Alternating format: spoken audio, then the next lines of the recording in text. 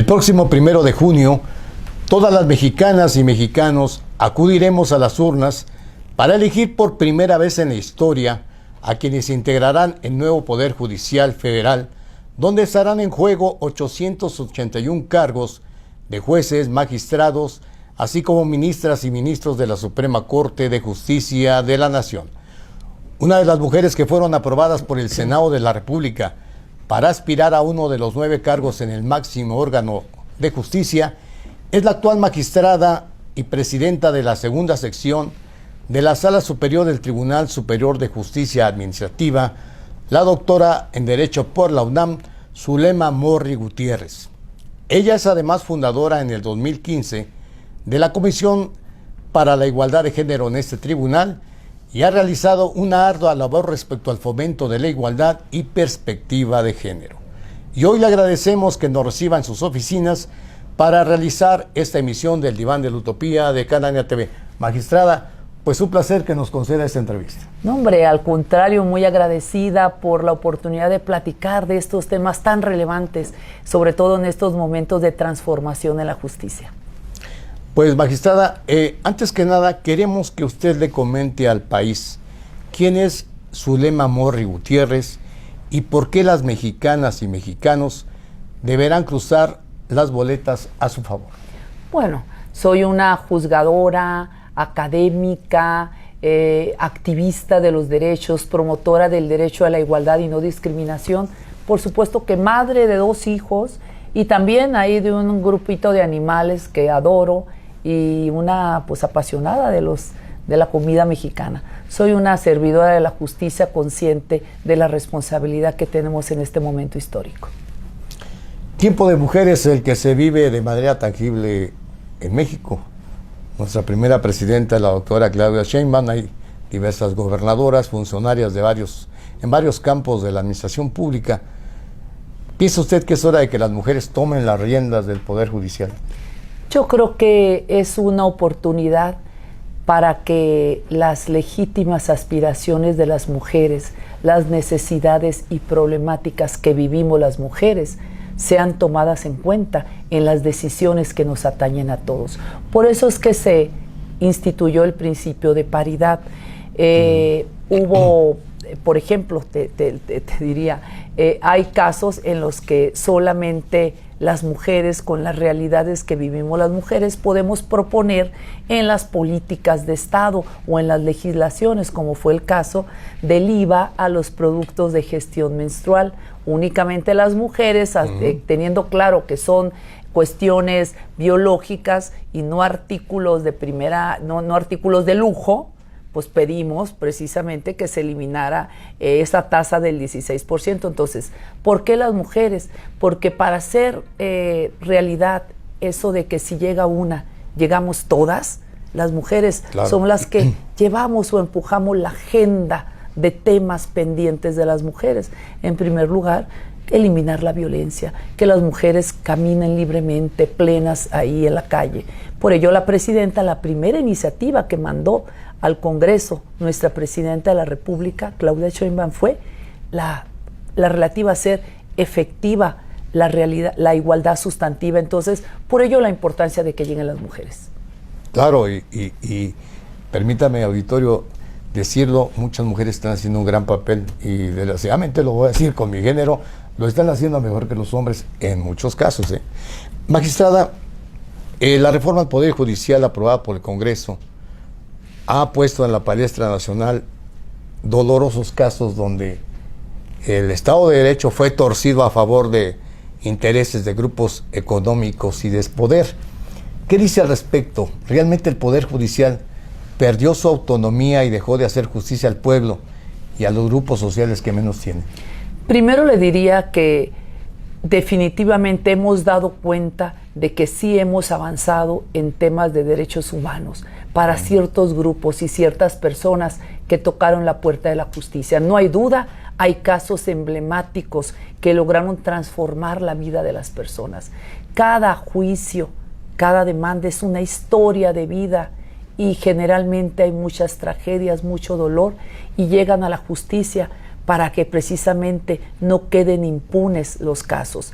Desafortunadamente hay mucha corrupción, mucha impunidad generalizada en el país, lo cual hace necesario que tengamos claro que ya no podemos ser cómplices ni encubridores de delincuentes o de violentadores.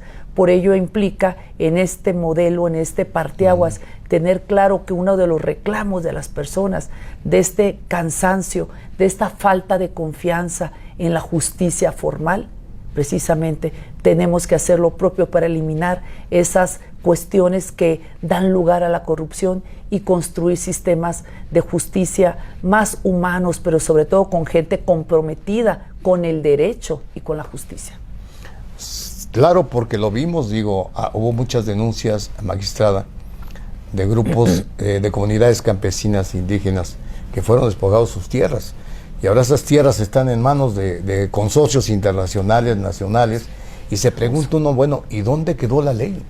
Bueno, tenemos que tener claro que esta vocación de servicio implica proteger, tener medidas para precisamente que la justicia alcance a estos grupos vulnerables. Yo he tenido conocimiento de casos donde muchas poblaciones ejidales han sido desplazadas de sus tierras, de los pozos de agua, pero yo diría que ya basta a los depredadores de los bienes públicos y de las actividades económicas del Estado.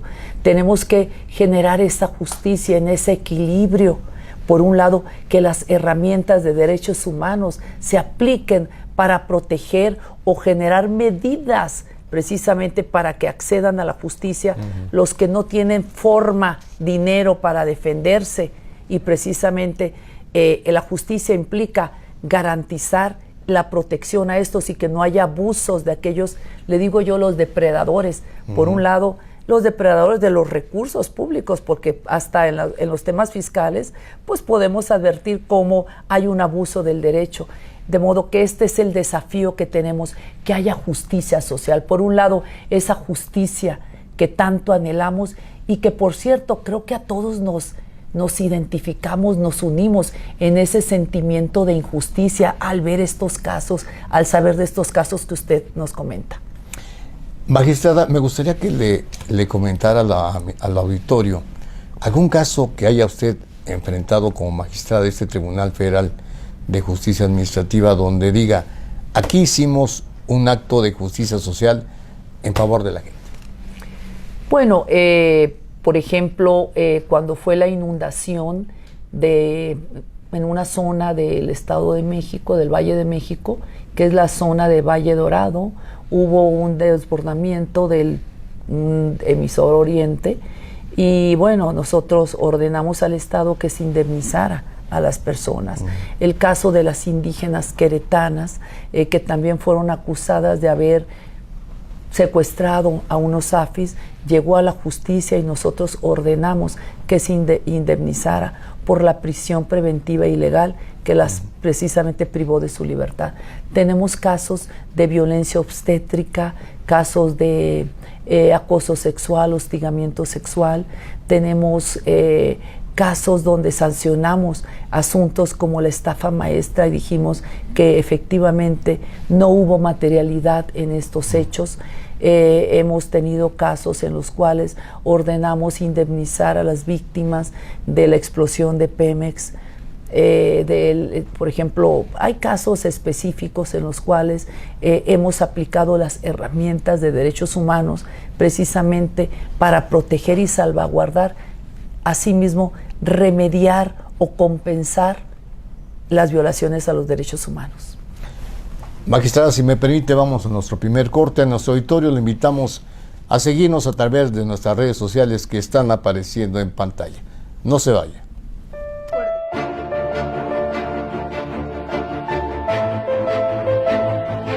El tiempo de las mujeres no debe ser un simple cliché. La lucha de millones de mexicanas por un empoderamiento real tiene que vivirse todos los días, en nuestras universidades, en los centros de trabajos y en los espacios políticos, en busca de una verdadera equidad de género. Soy Angélica García, profesionista y feminista. comprometida con las causas sociales de este país, y las invito a unirse a Cita con la Sororidad, el espacio donde todas tenemos algo que contar y reflexionar. Nos vemos aquí en Cananea TV, porque la lucha sigue.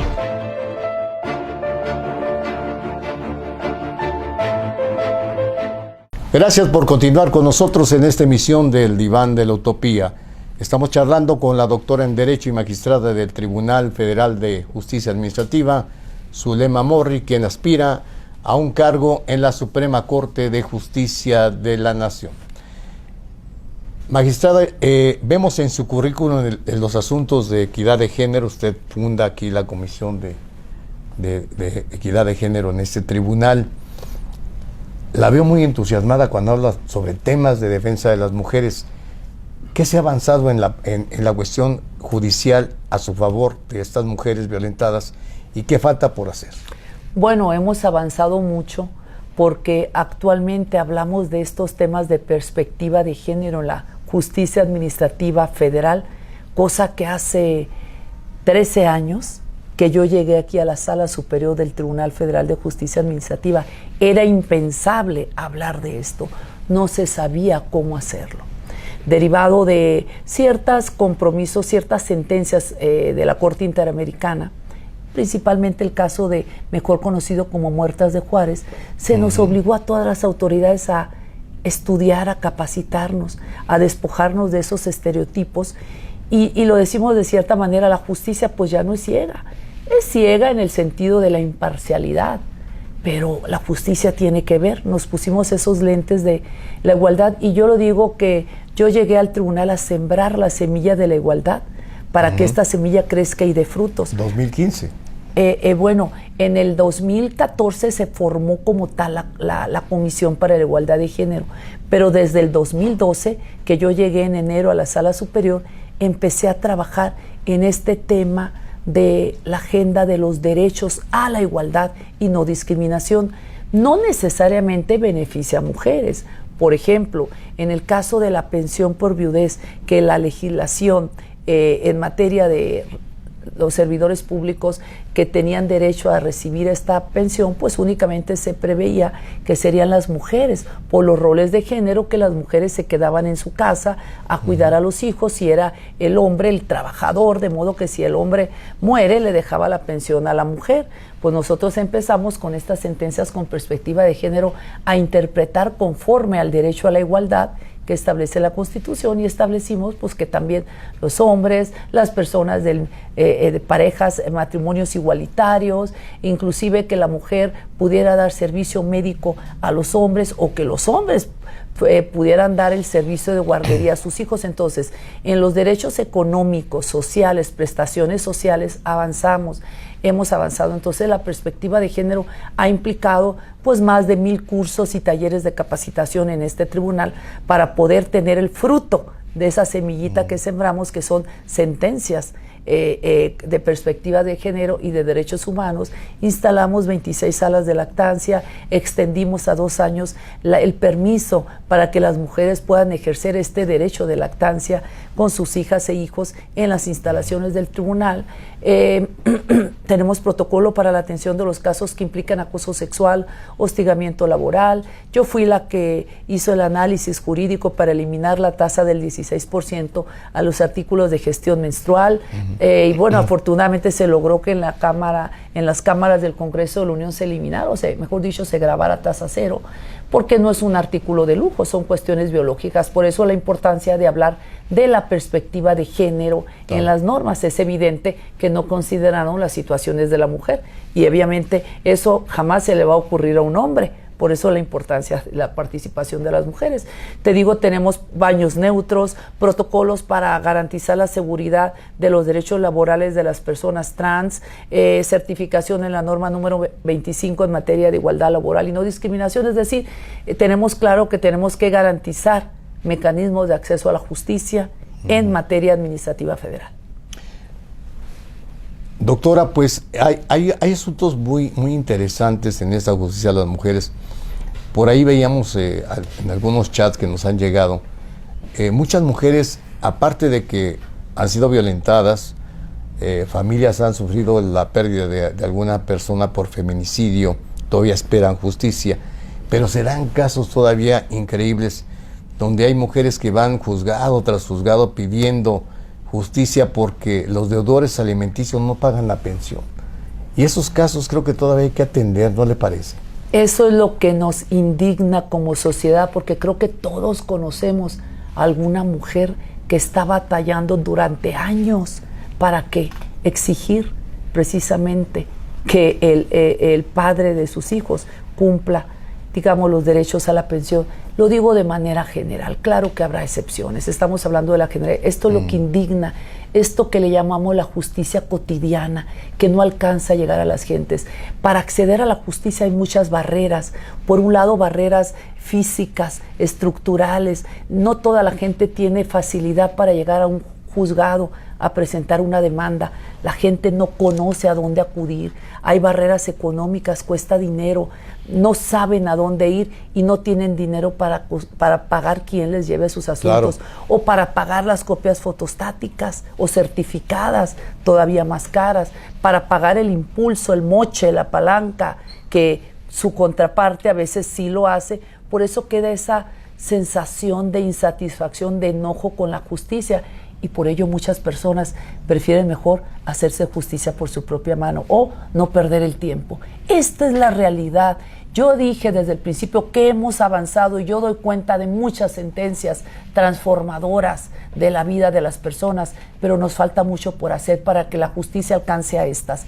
Las mujeres, por ejemplo, que es el caso que me puso, por las dobles y triples jornadas de trabajo, porque son las que se dedican al cuidado de los hijos, de los adultos mayores, de las personas con discapacidad, no tienen tiempo para ir al juzgado a atender las diligencias.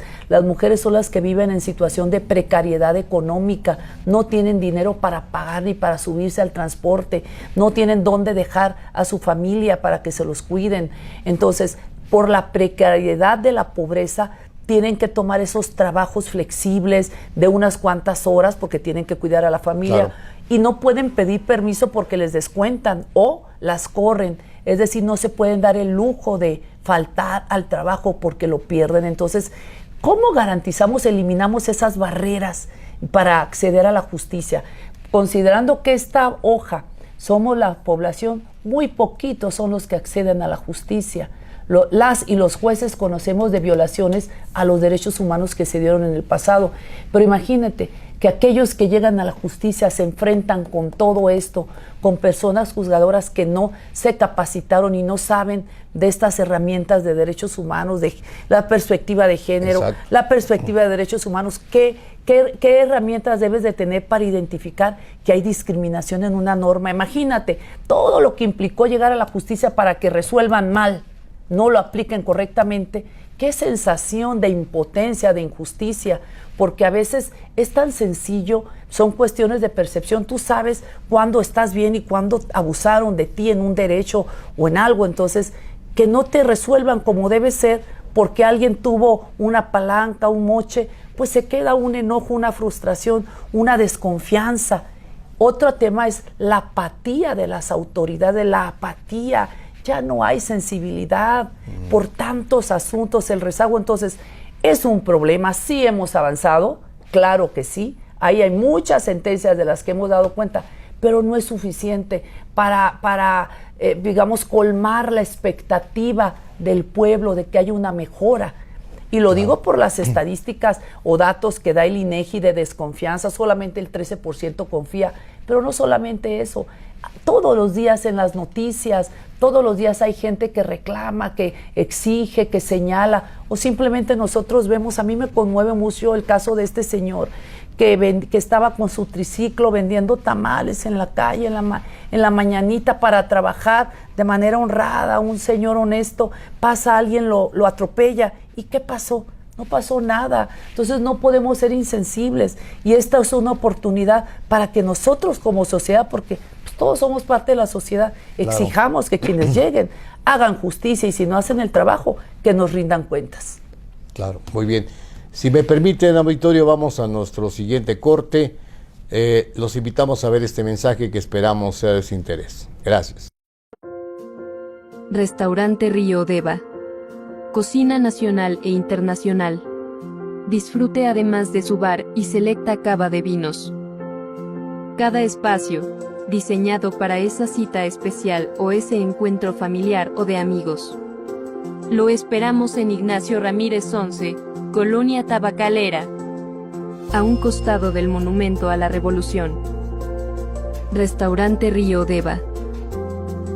Auditorio, ya estamos de regreso en nuestro último segmento de este programa, conversando con esta mujer magistrada, doctora en Derecho, que usted está enterándose, tiene una alta sensibilidad. Qué bueno que haya mujeres así que puedan acceder al Poder Judicial y que vayan para arriba, porque lo digo sin ánimo de menoscabo a los hombres, pero necesitan mujeres que tengan esta conciencia social para que eleven la ley a beneficio del pueblo.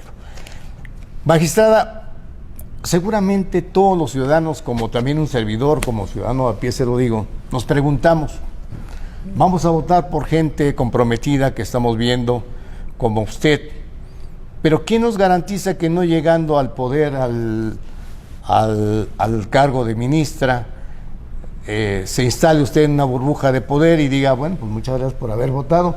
¿Quién nos garantiza que no pase esto? Pero además, ¿qué mecanismos propone usted para que los ciudadanos de a pie, que vamos a ir a votar, podamos decirle, magistrada, está usted haciendo bien las cosas, que bueno, la está haciendo mal? Claro. También sería una irresponsabilidad de alguien asumir esa postura de gracias por votar por mí, aquí los dejo. La verdad es que es un compromiso con México. Ya el país no está para simulaciones. Tener el compromiso con México implica precisamente corresponder con tu vocación al servicio de la justicia y del derecho. Nunca fue concebida la justicia para afectar a la gente, ni tomar decisiones que afecten el país, y más en el máximo tribunal, cuyas decisiones son de amplio espectro.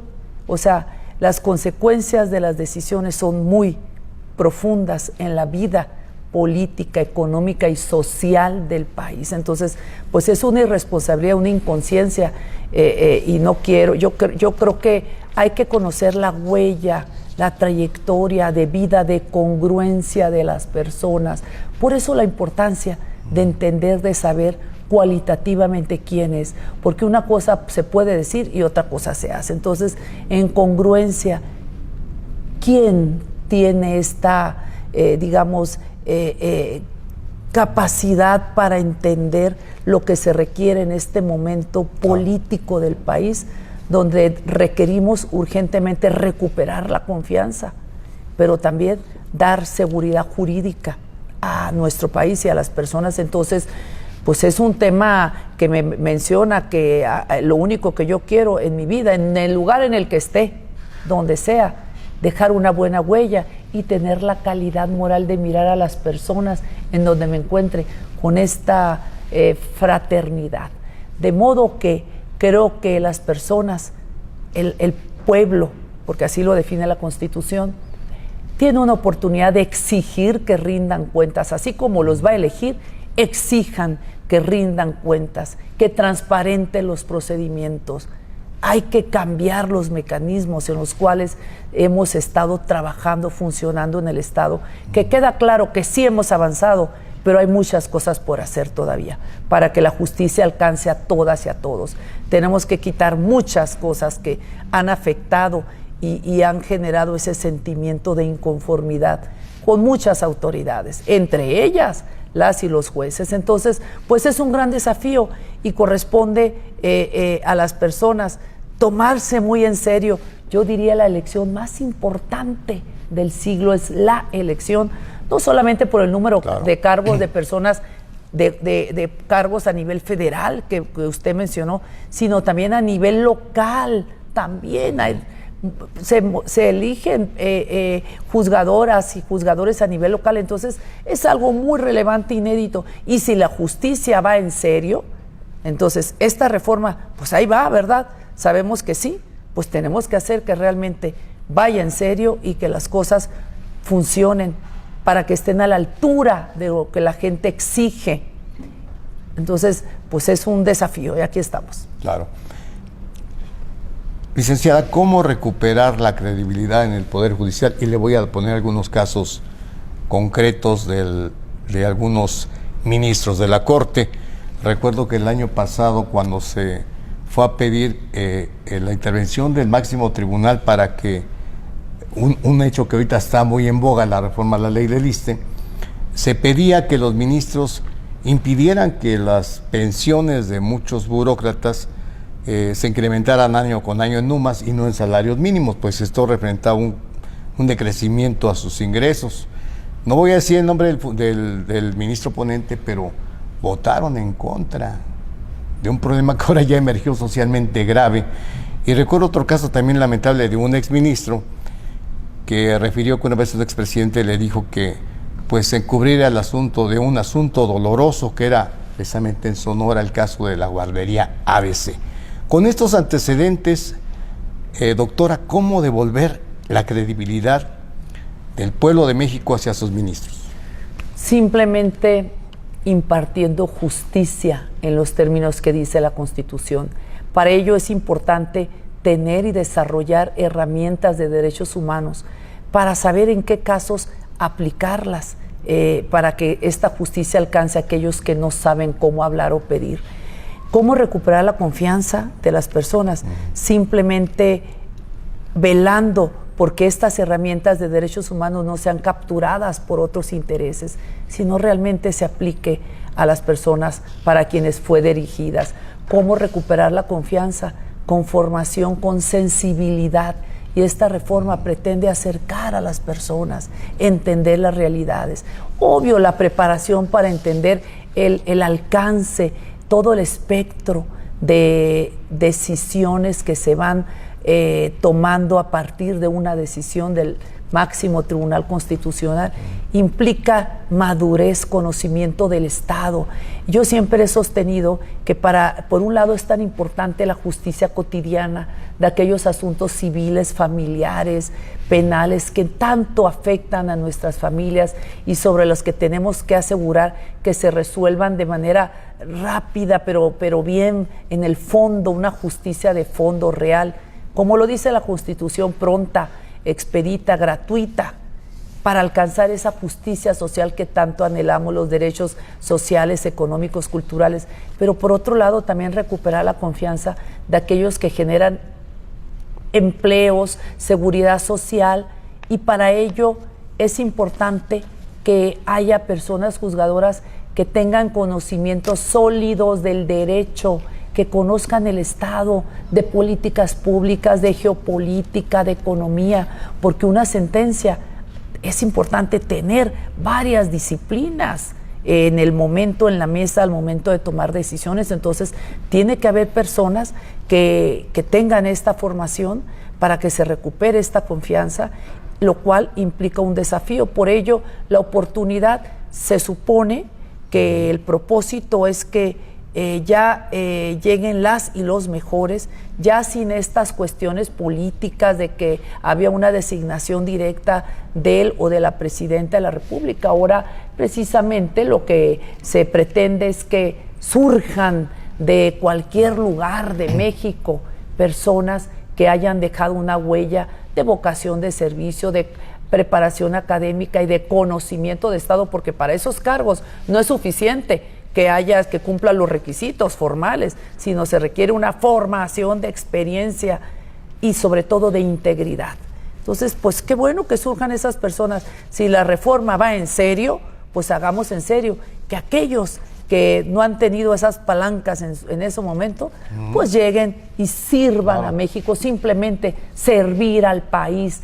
El único interés es servir a México y a su gente. Claro.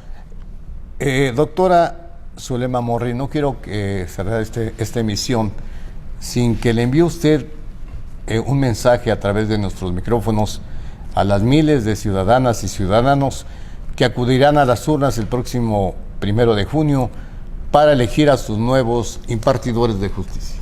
Pues que de verdad la única forma de asegurar que los órganos del Estado nos respondan como sociedad es participando.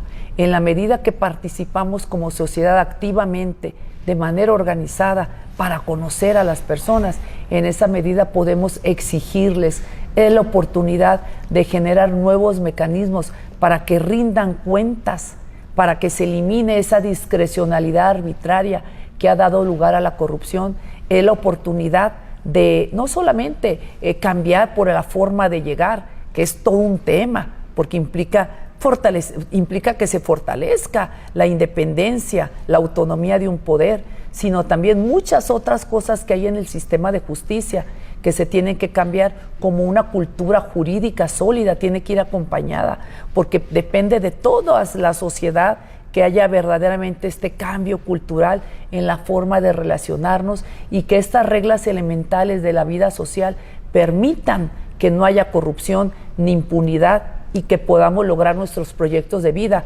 en paz, que es lo que todos deseamos.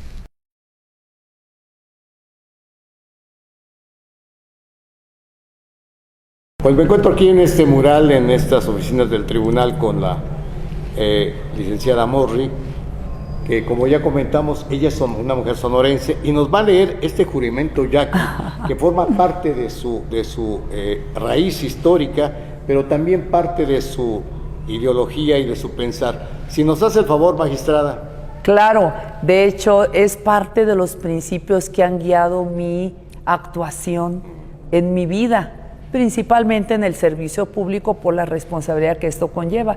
Y resulta esto que saco a colación el juramento yaqui, porque me dice: ¿de dónde eres? Bueno, pues soy de Ciudad Obregón, Sonora, ahí de la tierra del yaqui, en el Valle del Yaqui nací, y estoy muy orgullosa y le digo: del juramento yaqui, ya lo sabes.